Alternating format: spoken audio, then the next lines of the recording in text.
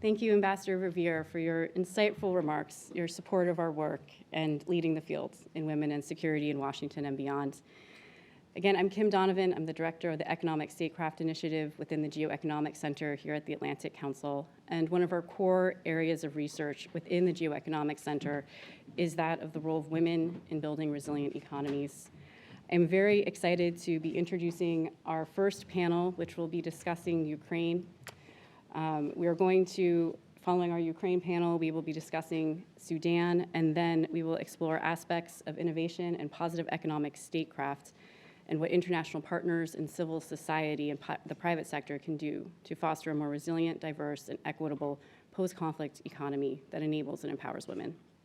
It's my pleasure to introduce my colleague, Natalia Etten, Deputy Director of Atlantic Council's Millennium Leadership Program, who will moderate our first discussion focusing on Ukraine. Natalia? Thank you, Kim, and thank you, everyone, for joining our discussion today. I'm thrilled to welcome our speakers today. We have Olga Zykova, Deputy Finance Minister of Ukraine. We have Oksana Nechepurenko, who is the head of the board for Go Global NGO, co-founder of Masha Foundation and Saved Ed Foundation. We're excited to have this conversation today and explore some of the key topics that are relevant for the frame that Kim just set for us. So, and my first question is to the Deputy Minister, Olga Zykova. Olga, Ukraine has impressive track record of women taking positions in finance and economy ministries and the country's central bank as well.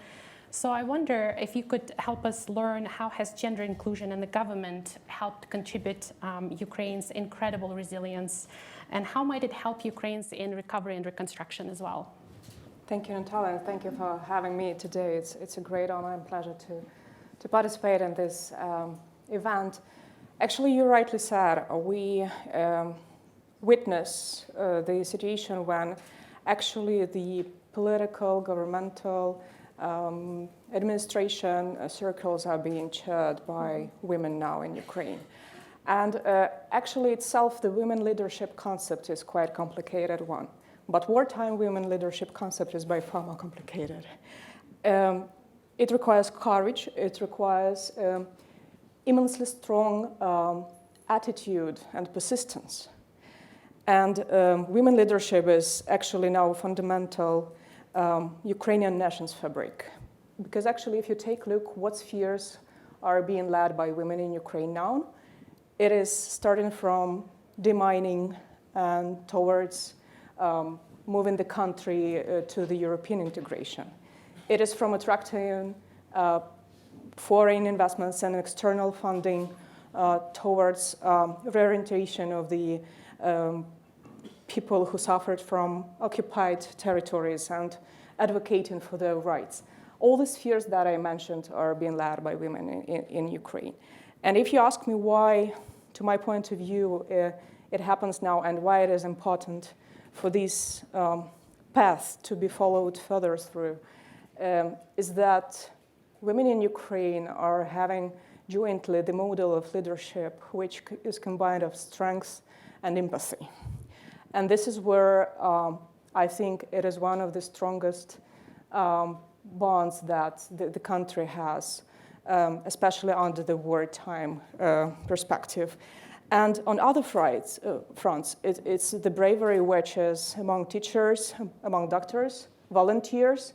All these groups share the value of leadership towards creating safe environment and towards having pupils, patients, citizens secured. And I think this is the core answer to your question. This is the core line. Thank you, Deputy Minister. I appreciate your view as someone who serves in the Ukrainian government, and you're doing an incredible job as well. Millions of Ukrainians, mostly women and children, fled the country since Russia's full-scale invasion in February 2022. Millions still live abroad in Europe and elsewhere even now. What are your plans to help attract these families back to Ukraine, where they can contribute to country's reconstruction and recovery? That's an extremely important question in regards of understanding where we are now. It has been already 2 years of war. And thanks to the internal strength and the support from the international community, we managed to elaborate programs which actually support those who stayed in the country. But at the same time, we need to think about the conditions that are to be the prerequisites for those who flew the country to return. And this is a multitasking exercise, and it requires to focus on three aspects: on safety, on security, and opportunities. With this, I would only point out several figures, as figures always speak loud. The surveys that we held recently among the women and their families who are living abroad because of the war, they say the following. So actually 68% of all women that are abroad now, they are ready to return, but only in case if their children have shelters at schools, only in case if they have opportunities for small and medium business to develop. This is an important fact that third part of business in Ukraine is being led by women. And they need the opportunity to have the economic stimulus and the programs which would give them a helping hand to proceed. With this, when asked, the respondents mentioned core top priorities which are important in terms of them feeling secured and safe. And I would mention it in a very strict way. So with regards to the priorities, they consider the return to the country with a purpose to take part in the reconstruction and recovery. It means that the attitude towards getting back home is not only about getting back to where they belong, but actually to help the country develop. This is a very important point, because actually it changes fully the view that people would like to return simply because they have the apartment in the city they belong to. The spheres that are of critical importance is social infrastructure, is small, medium business, as I said, and is housing. And then the question is, personally to me as the representative of the government, what do you do to get your people back? We do develop several programs as of now, among which is e-housing, which means that the government is covering and issuing the certificates for the people to purchase a new apartment, or at least to reconstruct what was damaged. There is a separate program on so-called e-robota, e-work, which is mainly focused on providing people grants for having opportunity for them to actually find themselves either in new job opportunities or to develop their small business. And with this regard, one of the core issues is to proceed working with international community. Donors help a lot. This is where the existential point of this coordination is there. We are working with international financial institutions, with the World Bank, with the EIB. Recently, Ukraine became the member of yet another institution, which is Council of Europe Bank. And each and every IFI has its core mandate, which helps us to match the needs and priorities with the funding available and to co-finance what the government can do, because the fiscal space is quite restricted, and we understand that not all the opportunities are internally available. So here I would say that we simply need to proceed with the same line of coordination that we have now. The support is extremely high, but we also proved ourselves as quite a reliable partner in terms of stepping in and doing reforms, providing programs, not to simply be a pure recipient, but to be a partner in this regard. Thank you, Deputy Minister. Looks like the paradigm is everybody doing their part, the Ukrainian society, the partners, the government as well. Absolutely. Thank you for sharing that perspective. And now I want to turn to Ms. Necheporenko. Oksana, you have been a leader in Ukrainian civil society well before Russia invaded Ukraine, full-scale invasion, or 10 years ago even. The role you have taken during your time in the government and as you engage the private sector is incredible. Could you tell us about your work right now and how advancing women's equity and inclusion in Ukraine society has factored into your advocacy initiatives and how the Russia's full-scale invasion may have impacted your work right now? Thank you so much. Thank you for the question. And thank you, Olga, for your amazing remarks. And you were totally right about the women leadership during the war. War is hell, but also it gave the canvas for the bright people to shine even brighter. And that's what happened in Ukraine. Overnight, thousands of Ukrainian women woke up as the leaders. Leaders of their families, leaders of their communities, leaders of the whole number of subjects and questions that are now their responsibility. And they are the only ones who can make it and who can enable it.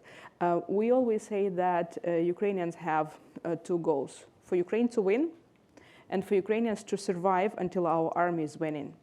Men are responsible for winning. Yes, of course, we do have a lot of Ukrainian women in the army.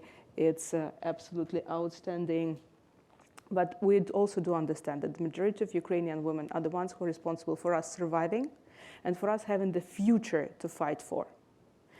And Ukrainian women became leaders in so many spheres. We have never, ever seen this number, amazing number, of women leaders in our country that manage everything from humanitarian issues, questions, education, healthcare, as you rightly mentioned, to international advocacy, advocating for the guns and arms, international criminal courts, and also, so you have now to do everything.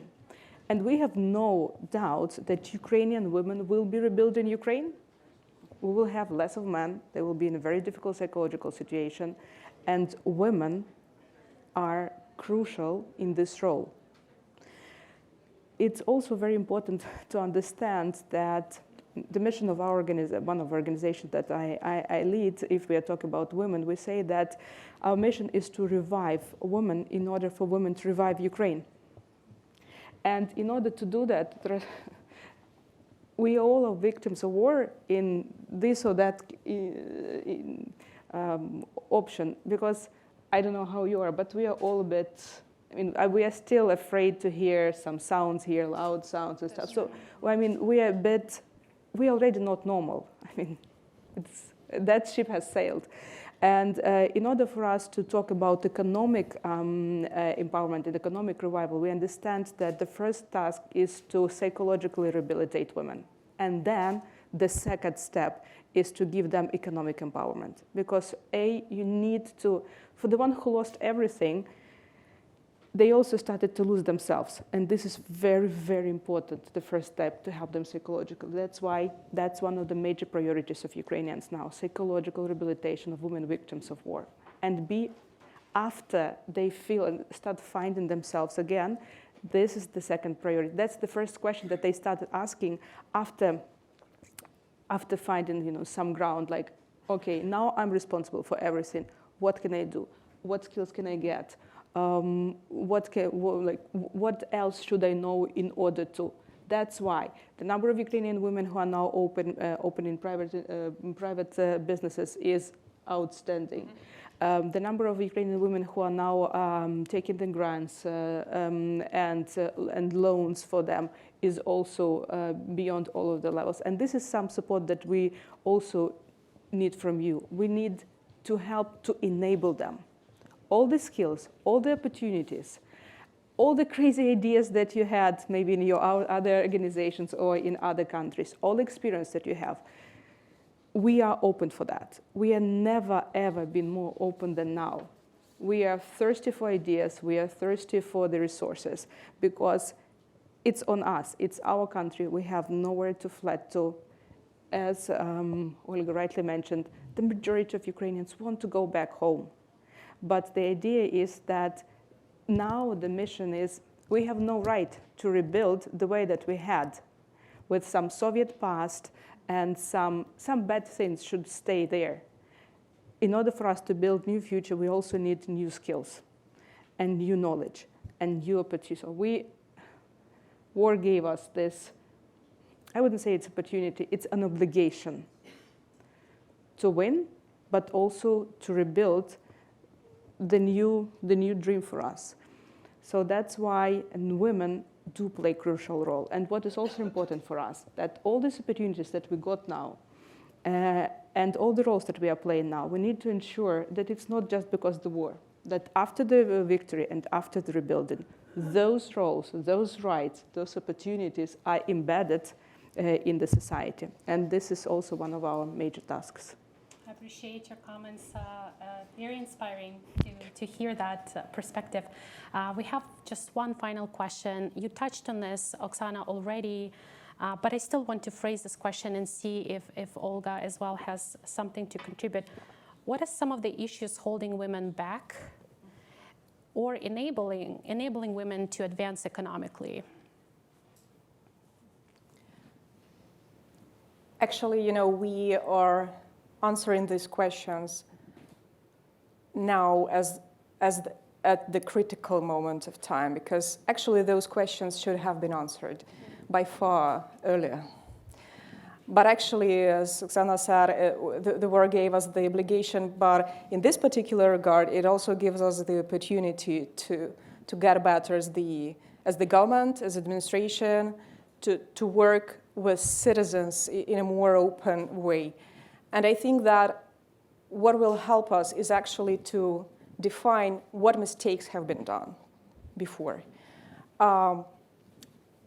Gender gap in payments, the working conditions that still differ between men employees and women employees, policies towards parental leave, all these issues. You might say that, I can say as the government that it is our obligation under the EU integration path.